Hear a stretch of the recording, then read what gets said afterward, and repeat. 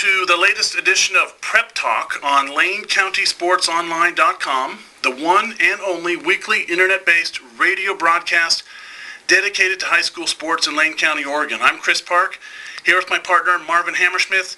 Marv, what's on our agenda for today's show?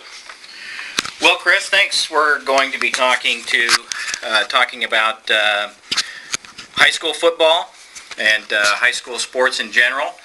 And we're going to start with talking about some of the early season polls that have come out already. We've got an interview with Tom Welter from the OSAA, and that you did earlier. And we're going to hit the ground running with some news. You gonna hit pause? No, has it got a pause? I can't read information. Oh, news, information, interviews. We're going to talk from 6A all the way down to 1A. My focus is, of course, on the 5A teams. And Chris, tell us about what your plan is. Well, very similar plan. We're definitely going to have news, information, interviews. We want to make sure we give love to not just the local 6A and 5A teams. So I'm also going to make sure we cover 4A, 3A, 2A, 1A teams here, all within the Lane County area. We'll have some game of the week analysis. We'll have some post-game analysis. Marv, how many teams are we dealing with in Lane County 1A to 6A that we'll be making sure that we cover? 6A to 1A are 23 schools. Okay. All the way from Sheldon, South Eugene, Thurston, down to Crow, Lowell, Mapleton, McKenzie, Mohawk, and Triangle Lake. Okay. All right. So 23 schools that we're going to focus on for this fall in football. We'll have interviews with coaches. We'll have interviews with those people that cover high school sports. Our first interview we have is with Tom Welter of the OSAA, the executive director. We have an interview in the works. I don't know if that's been nailed down yet, Marvin, with a Lane County official coming up. That'll be interesting. We're also going to have game of the week analysis. What's the hot game of the week? The following week we'll review it, and then we're going to have a Stump Marvin portion of our show where we'll have a few trivia questions for Marvin to test his knowledge of local high school football. Just a couple questions here and there, and hopefully if viewers have some questions they can send some of those in too. So bring it on. Yeah, this is Prep Talk, and it's the only, one and only internet-based radio broadcast for Lane County, Oregon high school football. Marvin, some of the preseason polls came out. Did you get a chance to look at the 6A polls? And do we have any local teams in the 6A polls? Yes, we do. And the polls that have come out so far, you can find those on OregonLive.com. They have number one, Jesuit. Well, that's probably not a surprise. Jesuit, usually one of the top teams. They usually come loaded every year. Number two is our local Sheldon High School. The Irish, once again, reloading and ready to make a run at the state championship. So the defending state champs are number two, which is pretty exciting. Jesuit, I don't recall. They weren't in the final last year. It was Sheldon over Lake Oswego. Jesuit must have been in the semis. That's correct. They had some late season injuries. I think that they fell just short of the championship game. Okay. But they'll be ready to go this year. That's for sure. All right. So any other Lane County schools in the 6A poll other than Sheldon? Let's see here. Others receiving some votes. Thurston got 4 votes. They're tied for 18th. Out of the Southwestern League, looks like South Medford's ranked 11th. And Roseburg's in there. And Crater. And we'll talk about some realignment stuff with Tom Welter. Crater being 6A this year will jump down to 5A next year. Okay, well, so interesting to see that they've made the 6A poll their final year in 6A. Yeah, that's right. Okay, so they're a good team, and they moved down to 5A. Wow, okay. One of the things I noticed, I don't know if you noticed this, Marvin, in the poll, there were a total of 5 different teams in the Oregon Live 6A poll that got first place votes. That's something else, huh? So some, I guess, is the word parity? There looks to be like some parity in 6A, and it will be really interesting from the get-go. We will talk about some schedules coming up at the first of the season, but right off the bat, Sheldon plays South Ridge. South Ridge is ranked number 5, so there you've got 2 against 5. And I believe the week after that, Sheldon plays Central Catholic, so you got a 2 and a 3 going against each other. Wow, that's a pretty tough non-league schedule for Sheldon. 2 top 5 teams right out of the gate. I said parity, and I think that's an accurate statement, but honestly, it's the usual suspects too. Jesuit, Sheldon, number 3, Central Catholic, number 4, Lake Oswego, number 5, Southridge.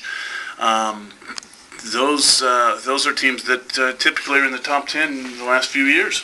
And the parity doesn't stop there, I don't think. Tigard at 6, West Salem 7, Tualatin 8. Any one of those teams on any given Friday night can be very competitive. Excellent. Okay, so let's take a look at the 5A poll. We just wrapped up Oregon, and this is Oregon Live's 6A poll preseason, and I think that's the only poll that comes out at this point. What'd you find at the Oregon Live 5A poll? Well, there's probably no surprise at number 1. The Sherwood Bowmen received 18 first-place votes. Number 2... Wow, 18 first-place votes. That's probably just about all of them. That is all of them but 2. But, kind of the interesting thing here is Silverton is the number 2 team in this poll with 160 points. Sherwood had 196 points, getting those 18 first-place votes. But number 3 is our own local Marist Spartans, and they received the only other 2 first-place votes. Okay. Being the local team, we do know a lot about the Marist Spartans and what they can do, and Frank Geske always has his team ready to play. Number 4, West Albany. Number 5 is our local Springfield Millers. The Millers made a strong run in the playoffs last year, and they, of course, have their starting quarterback back for his second season under center. Number 6, Crescent Valley. Number 7, Wilsonville. Number 8, Redmond. Number 9 is Mountain View. And number 10 is Roosevelt. Also receiving some votes locally, Churchill received a vote. They're tied for 20th with Summit and Park Rose. Ashland, also a Midwestern League team, is number 13. And, other than really Sherwood, who stands out every year, I see a lot of parity actually below that in 5A. Yeah, I would agree. And again, it looks to me like the top 5 there, Sherwood, Silverton, Marist, West Albany, Springfield, kind of the usual suspects, at least from what things ended last year. All those top 5, those top 4 were semifinal teams, and I think Springfield got to the quarterfinals. They did, and they lost to the Bowmen, but probably gave the Bowmen the hardest time last year in the playoffs. Sherwood had to get a couple of late scores in order to pull that game out. I would just bet that all these teams are going to be loaded with talent and should make for an interesting season. Yeah, I'm really excited for that Springfield-Silverton game. I believe that's up in Silverton. That's probably one of the best first games that are out there. Well, and you have Marist and West Albany the first week, so you've got a 3 against 4. Okay, so there's 2 right there. 2. That's week 1. That is week 1. So week 1, we've got 2 teams in the top 5, 4 teams in the top 5 going at each other. You got number 3 Marist versus number 4 West Albany, and then Springfield number 5 at number 2 Silverton. So, that'll be interesting. Even a loss there is not really a season breaker because those are good teams playing. Well, and especially if history repeats itself, and it seems to almost every year where top teams in the 5A play each other right off the get-go, and the losing team has ended up in pretty good shape by the end of the season. So, even if you lose that first game, it's not the end of the world in 5A. All right, well, we are going to talk a little bit about polls for our next show. There are some other polls that are out there, and we'll go through some of that next time. But what we're going to do here is we're going to take a break, and we're going to go into an interview with Tom Welter. He's the executive director of the OSAA. But for now, let's take a break for a moment. We'll be right back with more on Prep Talk on LaneCountySportsOnline.com.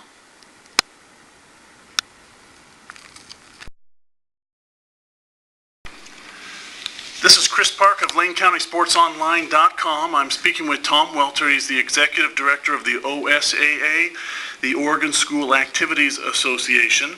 Tom, thank you for taking the time to sit down with us and get caught up with what's going on at the OSAA. First of all, let's begin with an acronym.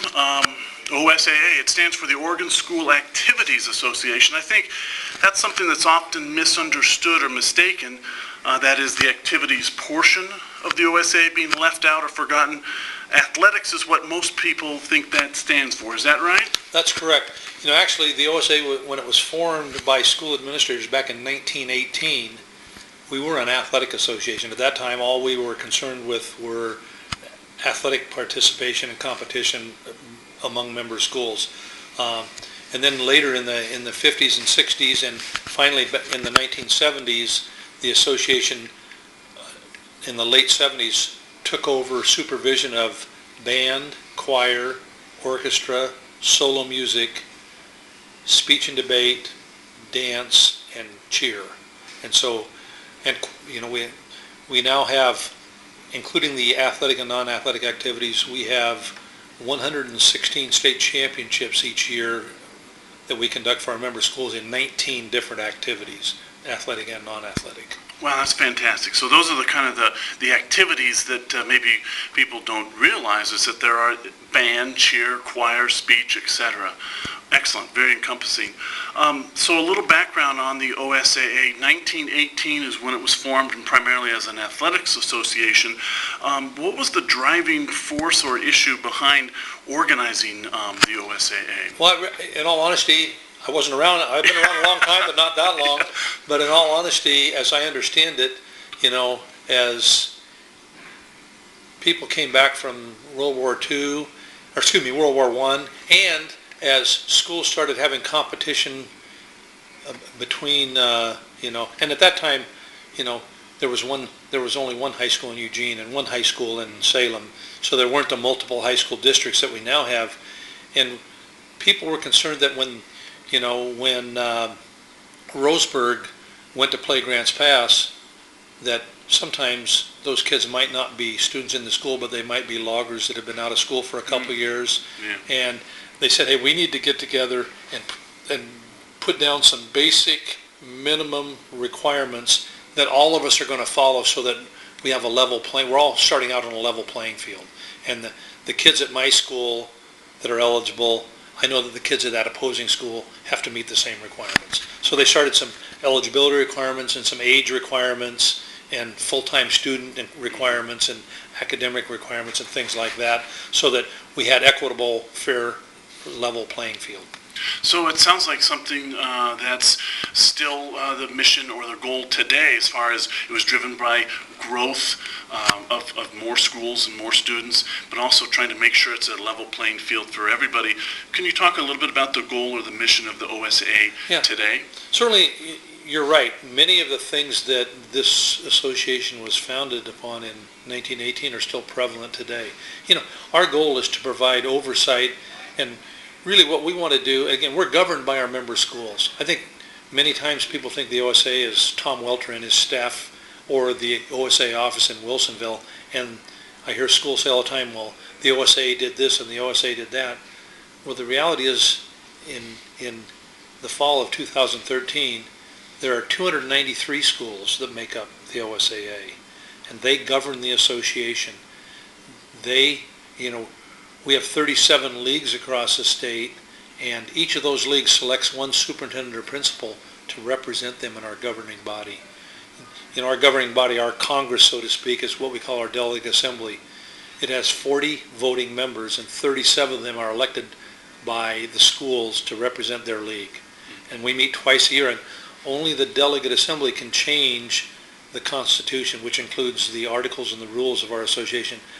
Nobody else can change those except the delegate assembly. Certainly the executive director has no authority to change those. Even our executive board has no authority to change those. It must be a vote of the membership through their elected league representative. And besides those 37 leagues, then we also have a representative from the Oregon School Boards Association, a representative from our Oregon Athletic Directors Association, and we have a representative that represents our non-athletic activities as a voting member, so that we make sure that their voice is heard as well. But we want to provide memorable, positive experiences for kids. You know, they're only in high school for 4 years. They never get to repeat that era of their life. And so it's our goal to provide them with a whole bunch of experiences, positive experiences that will last them a lifetime. Excellent, excellent. So of those 293 schools you said, is that every high school in Oregon? Well, yeah, basically, you know, we have both public and private schools making up our association, and virtually every public high school in the state belongs, and certainly the larger private schools. There are some small private schools that, you know, maybe operate out of a church basement or something like that, that, you know, they may have 15 kids, and so they join as what we call an associate member. You know, in order to meet the changing educational systems that have, you know, in the last 20 years, you know, a lot of changes have been made in education in our state and across the country. And we've had to adapt our rules to try to incorporate and make sure that we're providing opportunities for all kids. In 1994, the legislature passed the homeschool bill that gives homeschool students the opportunity to participate at their resident public school. So even though, you know, when I was in high school, the only kids that played on the teams were the ones that you sat in class with and ate lunch with every day. And now we have kids that come in at 3 o'clock every day. They don't take a class at all, but they can still represent their local public school. Homeschool kids can do that. A few years ago, we started what we call, besides our 293 full member schools, we started what we call associate member schools. And these are schools that don't offer their own programs. They join as an associate member so that their kids can participate back at their resident public school. You know, we have a lot of charter schools now that are publicly funded charter schools, but they don't offer their own programs. And so associate members could be the small church basement school, could be, you know, a publicly funded charter school. The largest charter school in Oregon is Oregon Connections Academy. It has, I'm told, you know, K-12, over 2,500 students in it. Now, they're from all over the state, so it would be impossible for them to all come to one location, because some of them live in Ontario, and some live in Ashland, and some live in Astoria. So we, as long as they're meeting our other eligibility requirements, they do the online academy, but they represent their local public school. So the kid that's in Connections Academy that lives in Ontario plays at Ontario. Gotcha. The kid that lives in Astoria plays at Astoria. So, you know, again, our goal is to try to provide meaningful educational, you know, activity opportunities for kids across the state. And you know, we've worked hard at trying to maintain that mission. Okay. So let's talk about the reclassification proposal that's up for next year. There's been a lot of talk and discussion about how many classifications to have, you know, somewhere between 4 to 6. First of all, let's talk about why the need to restructure every 4 years. What happens in that 4-year period of time that makes that necessary? Well, it's interesting, you know, many states do it more frequently than we do. And people ask me, they say, I thought you just did that. Why are you doing it again? Well, we have again, our member schools make the rules, as I said earlier. We have a bylaw in our Constitution that says every 4 years you shall form a committee and you will review the classification, the number of classifications, and the enrollment levels and placement of schools into leagues within a classification. So by our Constitution, we're required to do it. And I think the association has that rule because school enrollments change. You know, some schools, you know, that were, you know, I can think of schools in the Portland metropolitan area that, you know, in the 1960s, for example, Jefferson High School, you know, had over 1,400 students. Today they have 400 students. So a lot can happen in 4 years. Yeah, a lot can happen in 4 years, especially, you know, not so much that a school, a very large school is going to drop a whole bunch, but You remember, if we have for example, if a cutoff level between classifications was 1,000, this is just a hypothetical situation, it may go from 1,000 to 1,500. Well, the school at 1,400 is probably not going to drop below 1,000. But the school that's 1,010 might be at 950 4 years later. Yeah. So they could change classification. So we do that so that we can get an accurate, on a regular basis, we can get an accurate, we look at their enrollments every year. Our board looks at them every year, but every 4 years is when we take a broader view so that we can place schools according to their enrollment and into what we consider to be the most competitive athletic balance that we can find. Okay, so talk a little bit about the process that OSAA makes and goes through regarding classification. I know there are numerous public meetings requesting both written and input and testimony from the public and member schools, but it sounds like this is a long and involved process to include as many people and ideas as possible. Just share with our listeners and our viewers here on our website the process that this goes through. It's not just something that's happened in a week or two or a month or two. This reclassification is an ongoing issue. Yeah. Again, our Constitution says that we're going to form a committee, and it tells us how to form the committee. The committee is going to mirror the makeup of the executive board. Okay. Our executive board has 13 people on it. And so the classification committee has 13 people on it. And it has to have one member of the current 6 classifications, so we have a 1A representative, 2A, 3A, 4A, 5A, 6A. Then we have a 6A, 5A, 4A at-large representative, so we have one of those on. 3A, 2A, 1A at-large, we have one of those. We have an athletic director. We have a non-athletic activities person. We have an Oregon School Boards person. We have 2 non-voting members, 2 advisory members of our board, so we have 2 advisory members, one representing our Coaches Association, one representing our Athletic Officials Association. So the first thing that the board does at a September meeting, so last September, they appointed a committee. And they appointed one person to chair that committee. Then that committee gets together and basically they've met monthly. They had 8 meetings. After we formed them in early September, they had 8 meetings last year. They have one more scheduled later in September of this year. And so that committee, after they meet for the first time, they meet privately the first time just to kind of, get their charge from the board. We give them a lot of information about what we currently do, what our current enrollments are, what our current classifications are, where schools are.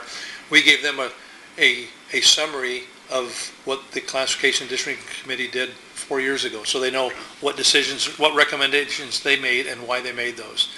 And then at every meeting, after that, we bring the committee in at 8 o'clock in the morning and we review every piece of written correspondence we've had since the last meeting. And then at 9 o'clock, we start listening to public testimony. And we listen to public testimony until every person has been heard. So it might take an hour, it might take 4 hours. But no person is ever turned away without an opportunity to speak. And also, prior to each meeting, we send the committee the written correspondence. We electronically send it to them so that they can review it before they even get there. So, we keep that, and we also, everything that the committee gets, our executive board gets as well. So that even though they're not at all the meetings, they are aware of all the correspondence. They have a chance to review that. They're aware of, and after each meeting, we put out an update from the committee. So all the member schools and the general public, it's posted on our website. Hey, this is what the committee is considering at this point in time. So that if they want to weigh on it, they have an opportunity to either attend the next meeting and speak to the recommendation, or at least send written correspondence if they can't attend in person, so that we can share that with the committee. So yeah, it is and it lasts, again, all of 1 year through into October of the next year. And this year, I think the committee meets, their last scheduled meeting is on September 23rd. And the reason we do that is we get new enrollment numbers from the Department of Education. Our numbers, so far we've been working on the numbers from the 11-12 school year. Well, hopefully in early October we're going to get last year's 12-13 enrollment numbers, and we'll give those to the committee because that's the numbers they're going to then use in their final recommendation to the board. Okay, so, constantly looking at up-to-date information, opportunity for people to testify, written and in person. And again, I think what I'm kind of hearing, and that I want our listeners and our viewers to our website to hear, is that this is driven by the members of the OSAA, which are the schools. Right. All of this stuff. We have I'm at every meeting, but I have one of my assistant directors that they're kind of the liaison. And so if the committee wants additional information, we get it for them. But, we are a very, democratic organization where the schools really do make the decisions and drive the direction that the association takes. When the decision, 8 years ago to go from 4 classifications to 6, that was a recommendation that came from the membership, through the committee to the board. It was adopted by the board. And then once the board adopts it, if it's a constitutional change, then that has to go to the delegate assembly. So the delegate assembly, every league had to weigh in on whether we wanted to go from 4 to 6. And the recommendation passed, and so that's why we're at 6 today. So members drive change, I see. So locally here, it looks like some of the changes that are proposed in the latest proposal is Willamette High School could move up to 6A if their numbers continue to stay up there. Thurston is a high school in Eugene area here, Springfield area, that's kind of on the bubble. Right now, 6A. Joining the Midwestern League, we could have Crater from Southern Oregon. Those are some of the changes. But it looks like the hybrid leagues are probably going to go away. At least that's what you're hearing from your membership. Yeah, it's interesting. When we first went to the 6 classification system, we had 3 school districts sue us, including we had Salem, Medford, and Eugene.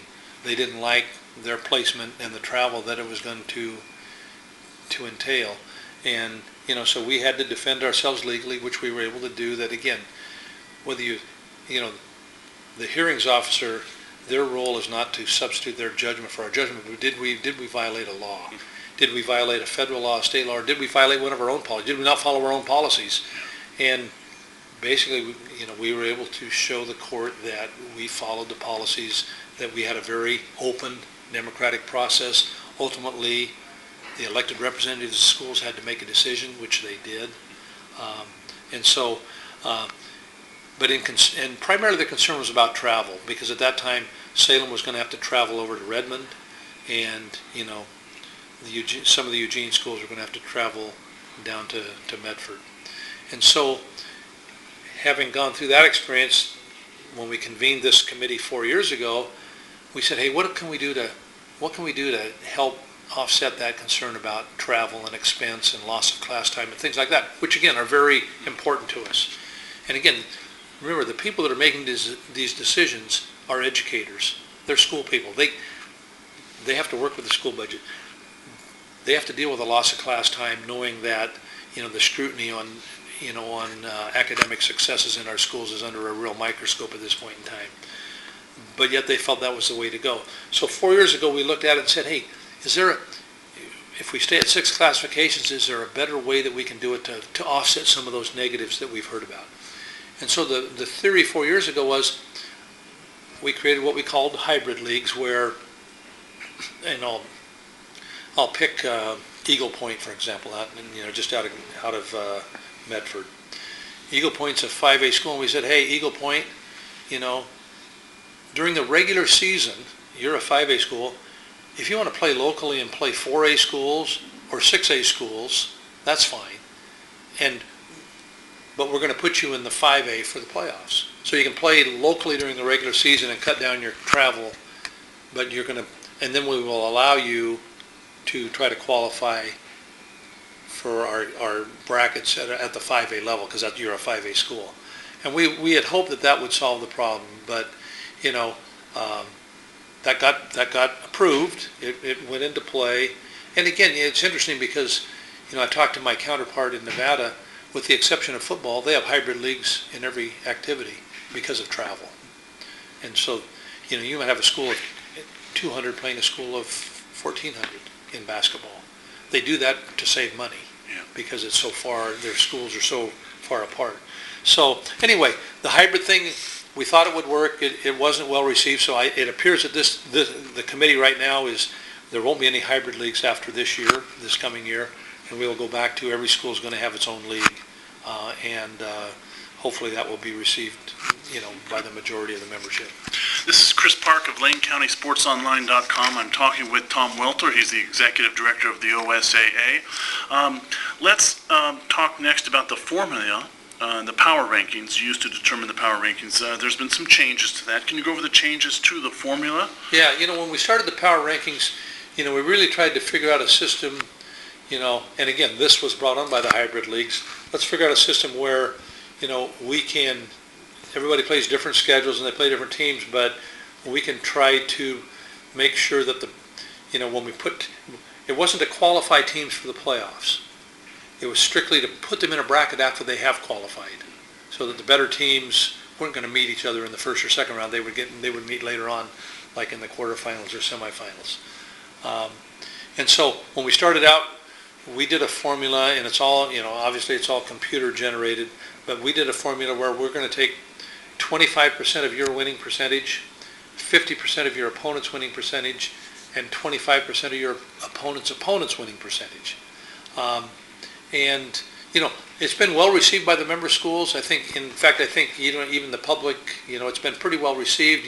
We developed a score center system on our website that people can follow, and we get scores inputted very, very quickly on Friday nights and after football games. So it's been well received, but we have constantly tweaked it. We have a committee, a different committee that meets after each sports season each year. It started out as an ad hoc committee. Now it's a standing committee of the association. So after winter sports are going to convene and look at it and see what they can recommend to tweak. Then after winter sports, they meet again in March, and then they meet again in June after spring sports. We have a couple of significant changes for this year. The first one being with the ranking system that we're doing away with the opponents for part of the formula. It's very difficult to track. We have a lot of schools that play a lot of out-of-state teams because they're on Ontario being an example, or Hermiston being an example. They play all their non-league stuff. Ontario plays it all in Idaho. Hermiston plays it all in southeastern Washington, southeastern Washington. And so we felt in order to treat all schools the same, we needed to try to gather the opponents' percentage, which we didn't start out initially doing, but now we do. But we knew it was impossible to get the opponents. It's been argued by those schools that do a lot of out-of-state non-league opponents, we're not being treated the same. Our formula is a little bit different because we don't have that opponents in our ranking. So instead of going 25%, 50%, 25%, the committee recommended and the executive board approved, we're now going to just do your winning percentage and your opponent's winning percentage, 40%, 60%. So it's actually going to put more weight now on how you do than how your opponents do, but it's still going to have a weight for your opponents. And I think that's a good change. Now all 293 schools are going to be treated exactly the same because, again, we require the schools to get their opponents' winning percentage, their opponents' record, so that we can calculate it into the formula, and they have to do that by a certain date, so that it can be calculated in. So I think it's going to, the argument that we're not being treated the same is now gone. And I think we tweaked it so that, another argument or concern that was constantly voiced was, how come I beat a team and yet I go down in the rankings?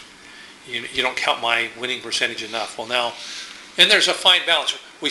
Now we're going to count your own winning percentage more, but it's the fine line between, do I pick a whole bunch of non-league teams that aren't any good so I can win if it counts too much, as opposed to, do I pick opponents that give me good equitable competition even if I lose to them? Yeah. So it's a balancing act, but the committee tweaked it, and I think this is a good change.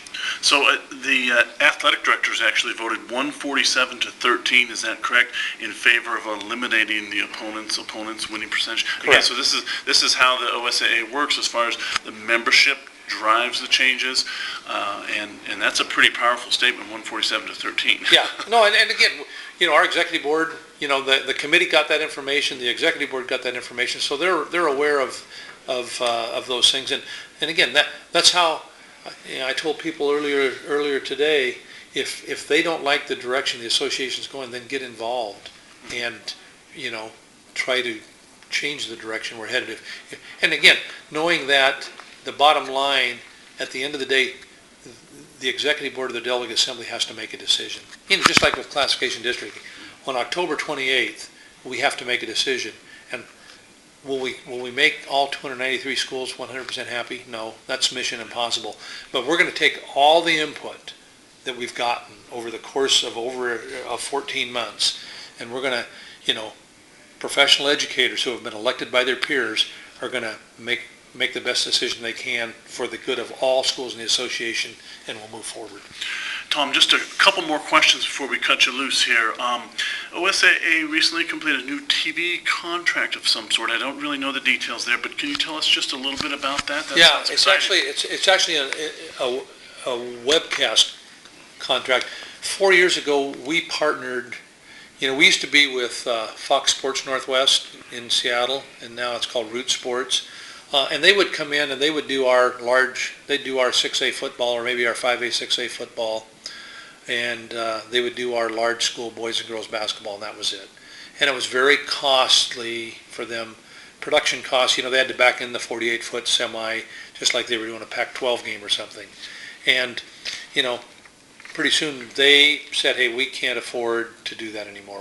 We don't make enough in advertising to offset the expenses of production.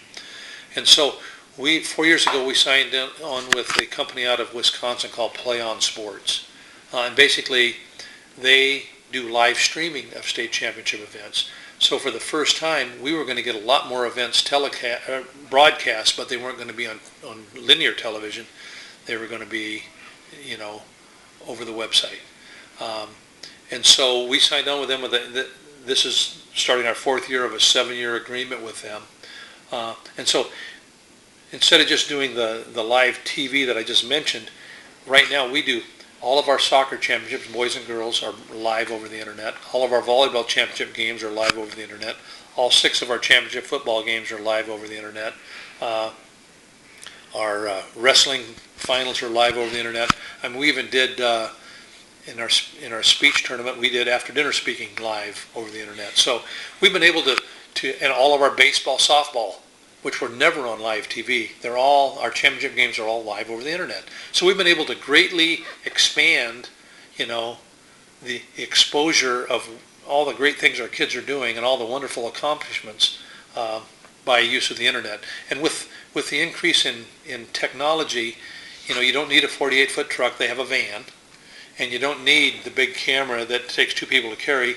You can get high-definition cameras that are very small now, so one person can manage them. So really, with 2 people at a baseball game, they can do a live broadcast. And, we even have some schools that have jumped in and they broadcast every one of their games live over the internet, all their regular season games or their pep assemblies or whatever, their graduation ceremonies. What you've probably heard about now is Play On Sports has now partnered with another company, and now we belong to an organization called the National Federation, which basically is the OSAAs of all 50 states plus the District of Columbia. And so launched just at the start of August 1, launched the National Federation High School Network. So basically, it's kind of like the Pac-12 network, but it's not over linear television, it's over the internet. But there are 28 states that joined in, and we're one of those 28, and so we hope that we will have even more exposure. The things that we traditionally had over live television, we still will continue to do with our contract with Play On, but with an NFHS network, they can pick up any of the other events that we have in our state championship. So for example, our 6A football semifinals, we've never broadcast them live, even over the internet. We want to protect the gate. But again, this is a rights fee, so in return for the money they're giving us, they can, any playoff game, it could be a first round game or a second round game, they will work with us and they have the ability to broadcast that live over the internet. Plus, people that subscribe to that, they will have the opportunity to view from the 28 other states any of their events as well. So, no, we're really excited about it. It's going to increase the exposure. Play On came in last spring at our state track meet at Hayward Field, where we had all 6 classifications, and they broadcast live for 3 straight days. So it's wonderful. And again, if mom and dad can't come, or if grandma and grandpa can't come, or if, an aunt and uncle back in New York City, they can watch their relative participating in some of our championship events. So we're very excited about that. Okay, Tom, last question for you. Just talk a little bit about safety and health for the student athletes and what the OSAA has done. I know they've done some work with regarding concussions and heat safety and training, and just kind of talk a little bit about that. Yeah, certainly this day and age, the concern about concussions is very, very real. We're fortunate in this state on a couple counts. Number one, we have a doctor actually here in Eugene, Mick Keister, who is the chair of our Sports Medicine Advisory Committee. We have a committee of about 15 to 20 doctors, certified athletic trainers, EMTs, that we meet with once a sports season, so 3 times a year we meet with them. Dr. Keister chairs that committee for us. He also spent 4 years chairing the National Federation of all the high school Sports Medicine Advisory Committee for the entire country. He chaired that. In fact, through his leadership, the Federation developed an online concussion education program that we require every coach to take annually. I know that the Federation said as of last summer over 1 million coaches have watched that video. Dr. Keister is the only person on that video. And so the concussion law that we have here in Oregon, Dr. Keister was very instrumental in the language that was put into that. Hey, if we're not concerned about the health and safety of our participants, then we're not doing our job. That's got to be our primary concern. And given that, we try to minimize the risks, but knowing that we can't there are risks involved in participation in high school activities, just like there are risks involved in getting behind the wheel and driving a car or riding a bike. We try to minimize those risks as much as possible, but Dr. Keister's been instrumental in getting impact concussion programs in a number of our schools, and that's a great evaluation tool. It's not the only tool, but it's great in evaluating kids. They do a baseline test of their recall and activity before the season starts, and if they have a head injury or a suspected of a concussion, they go back and retake the test, and they compare the results of the second one with their baseline test before the season started. And it's another tool in evaluating if they had a concussion, and if so, how serious it is, and whether or not they should be returned to activity.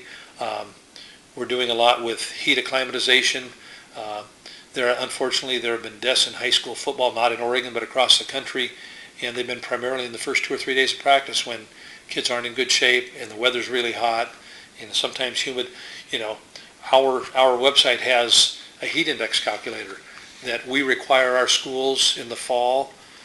Within an hour of starting practice, they punch in their zip code and it tells them, hey, this is what your heat index is, and it also then, if it's too high, it tells them what modifications they have to make in practice, up to and including you don't practice today. So, we've done some things, and we will continue to work with Dr. Keister and the other people on our committee to, make the changes that we deem appropriate. We're changing, not this fall, but a year from now, we're going more after the college model, where we will not allow high schools to have consecutive days of daily doubles when they start out. If they do 2 practices on Monday, they can only do 1 on Tuesday. And we've already limited the length of those practices. No practice can last more than 3 hours, and if you have 2 practices in a day, you can't be on the field more than 5 hours. So we've done a lot of things in recent years to try to respond, and I think Dr. Keister would tell you that really the concern about concussions in adolescents is, as the medical community learns more about it, because the adolescent brain hasn't fully formed, the concern is that concussions in an adolescent brain are more serious potentially than in someone that's 20 or 22 years old that is fully matured, and that those blows to the head could have some more significant long-term negative effects. And so we're very attuned to that, and we're very in touch with not only our medical committee, as I said, but the Federation's medical committee, and we will continue to do things and work with our coaches to make sure that we ensure the health and safety of the students that participate in our programs. Excellent. I'm talking with Tom Welter. He's the Executive Director of the OSAA. Tom, thank you again for taking the time out of your busy day to sit down and talk with us. We really appreciate it. Thanks again. My pleasure. Thank you very much for having me.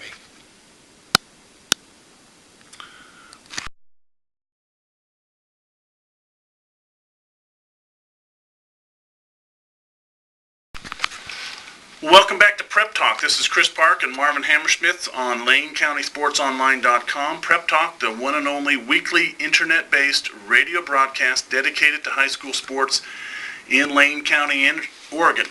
We just concluded an interview with Tom Welter, the executive director of the OSAA. He talked about a lot of things in there, Marvin. I'm not sure where we start with the beginning there. Yeah, he had a lot of great information and a lot to talk about.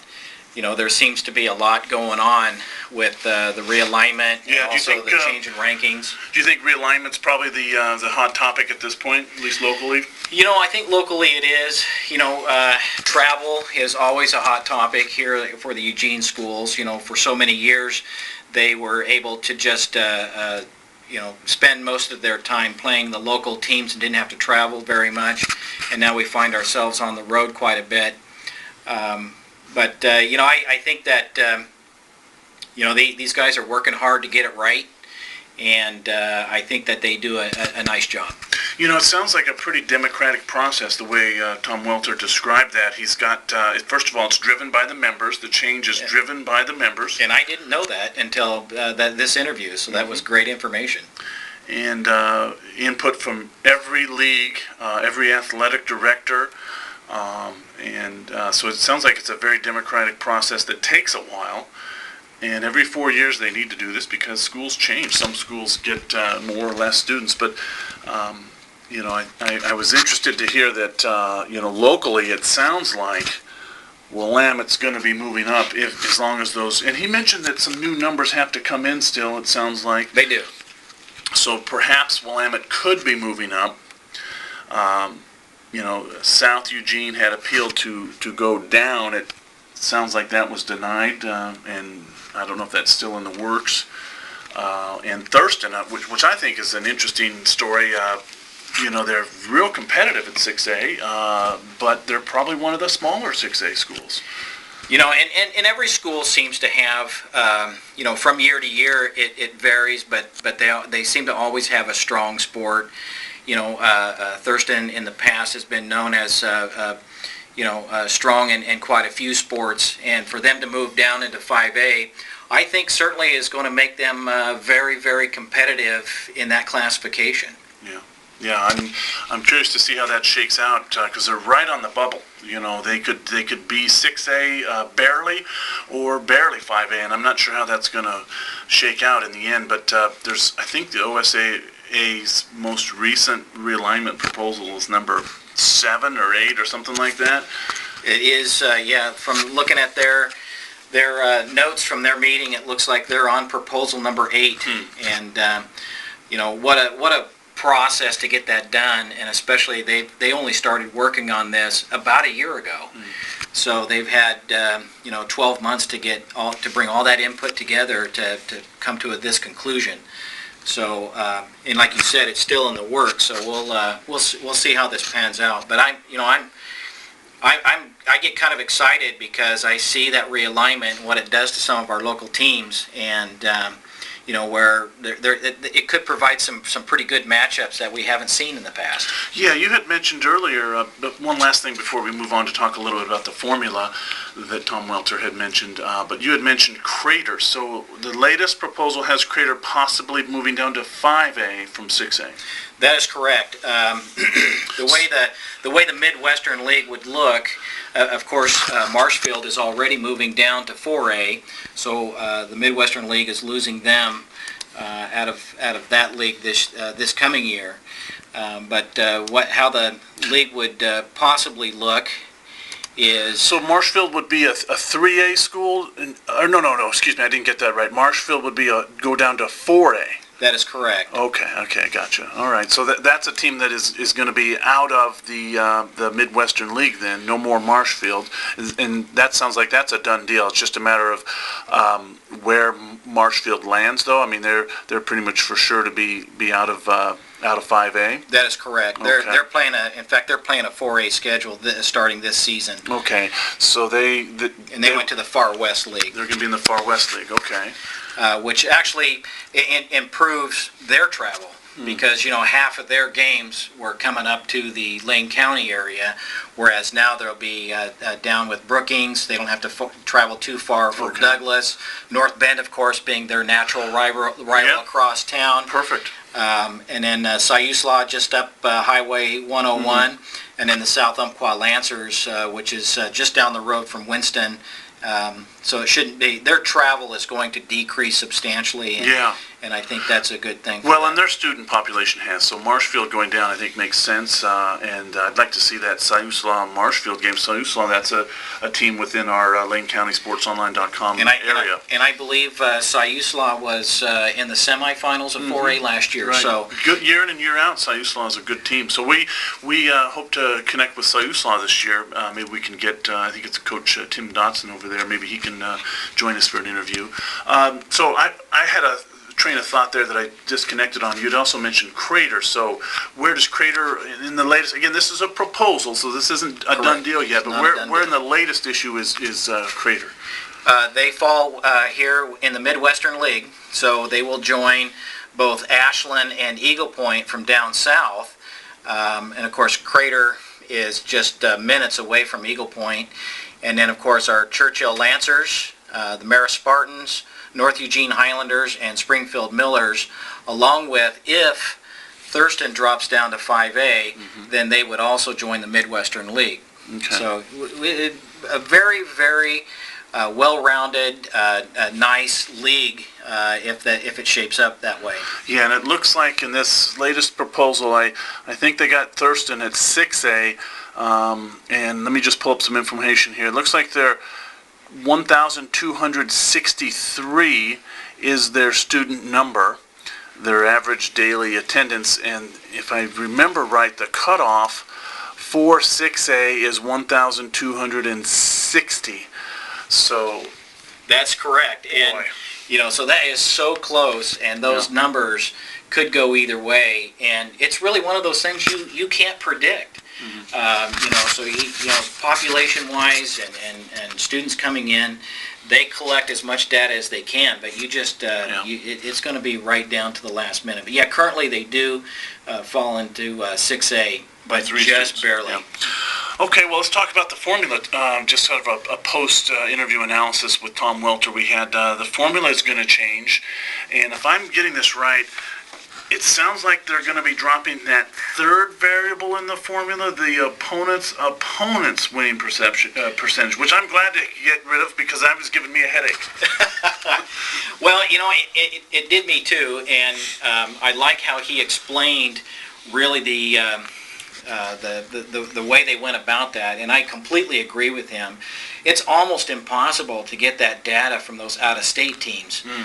You've got the teams on the eastern border playing teams in Idaho, the teams up north play teams from Washington, and it's really, really difficult to get those opponent-opponent winning percentages. And, the formula in the past was based on getting those from the teams. The teams were responsible for getting those numbers and sending them into the OSAA. The OSAA did not get those numbers on their own. Okay, yeah. So that just eliminated that whole process, and I think that's perfectly okay. Yeah, I think that's okay too, and it seems like in many circumstances, your opponents' were at one time your opponents. It just kind of went round and round. So that is on the table, and the members voted that they would like to get rid of that. I think it still has to get finalized. But what will the new formula look like then for these power rankings? The new formula will only have two categories. Your weighted winning percentage, which you and I discussed this earlier just to get some clearer understanding of it. Weighted winning percentage, they will weight your wins higher if you win on the road than winning at home. Okay, right. But basically it boils down to your win-loss record is that, and that's 40% of the poll. Okay. The other 60% being your opponent's winning percentage. So straight on opponent winning percentage. So in our last scenario, you play a team from Idaho. If you're, say, over in Vail, you can easily track that opponent for the year and determine what their winning record or their record is. So, you can call that into the OSAA much easier than having to track on down the line the teams that they're playing from another state. So that's weighted at 60%. So the 40%, your winning percentage, 60%, your opponent's winning percentage, that will comprise what the poll is. Okay, so that's a little bit cleaner. You just have those two variables. Yep. I didn't ask this to Tom Welter, but if I could do a follow-up, I'd ask him, how come not 50-50? It seems like at least 50% should be your winning percentage, but maybe those numbers don't make that much of a difference in the end. Maybe not. You would just mathematics. Maybe you need to have an offset so that you can schedule yourself against a higher ranked team and not get penalized as much, perhaps. But it is interesting, and it's going to be interesting to see how that's going to make out in the end. They did provide us with some data. They plugged in those numbers to last year's data for us, and surprisingly enough, in the 6A rankings, there was would have been a little bit of a shuffle at the top, but really not a whole lot of change. But at the 5A level, almost no change. So if you could sort of summarize the formula, you'd think the keys are, number one, you got to win your games. Got to win. Got to win, and then it sure helps to beat teams that are also winning their games, essentially. That's right, and really, and it goes to show you, if you look at Springfield and Marist and Sheldon, those teams scheduling really difficult off the get-go. Yeah. In fact, sort of tying that into the polls that we talked about earlier, they're playing, Sheldon, Marist, Springfield, probably the top teams locally, Cottage Grove as well. We need to take a look at where they're at in the poll when they get the 4A one out, in Siuslaw as well. But top teams are playing good teams, and those wins really help. They do. Yeah. And they're going to help them down the road. Yeah. Okay. Well, we're about ready to wrap up this edition of Prep Talk here. Next week, coming up, our next show, we'll have another interview. We've got a couple different things on the agenda. We're going to be speaking with some local coaches and one of the local officials. We'll talk a little bit about what kind of training the officials go through. Just so you know, as a fan, they don't just find some guy in the parking lot and put a black and white striped shirt and give him a whistle and say you're doing the game tonight. They actually go through quite a bit of training, and we'll have an interview with the Lane County Football Referees Association. There's always rule changes. I'm excited to hear what they have to say about some of the rule changes, and they also seem to focus on some particular calls usually to start the year off, and I'd be curious to know what kind of things they're going to focus on this year. And I think it's a great topic for preseason as well, because the officials are getting ready. They're getting fine-tuned just like the teams are, and that's a great preseason topic. And then once we get into game week, we'll go through our league and team previews, and that's closer to game week. But that's going to do it. That'll wrap up this edition of Prep Talk. Tune in for our next show, and as always, check out the website, lanecountysportsonline.com, for the schedule and for accessing archived shows. I'm Chris Park. And I'm Marvin Hammersmith. You've been listening to Prep Talk. Until next time, goodbye.